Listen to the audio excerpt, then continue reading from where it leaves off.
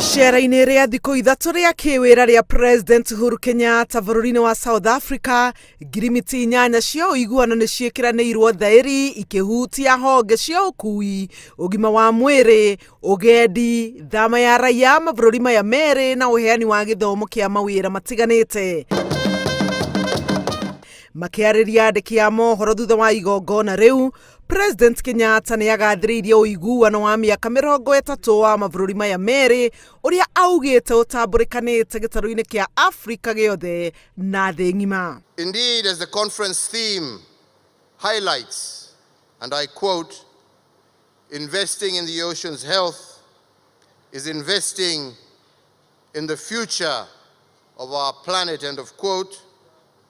And indeed, a healthy ocean is central to human health as well as our wealth.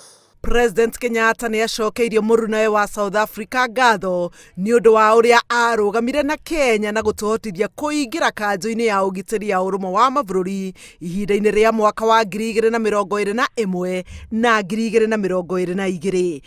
We need to work together at regional and global levels in order to develop a common position on how to tackle ocean-related threats and challenges, and in order to sustainably harness the opportunities that our ocean offers. Mwena-inĩ wake, President Ramaphosa augĩte icera rĩa President Kenyatta bũrũri-inĩ wake wa South Africa nĩ rĩheanĩte mweke wa kũiguithanĩria maũndũ ma kũguna raiya a mabũrũri maya merĩ. Karibu nyumbani, rais wetu. Karibu sana. Icera-inĩ rĩu, President Kenyatta arĩ hamwe na maminista Rachel Omamo, Betty Maina, Najib Balala, Mutahi Kagwe, James Macharia gatagatĩ ka obithaa angĩ a thirikari.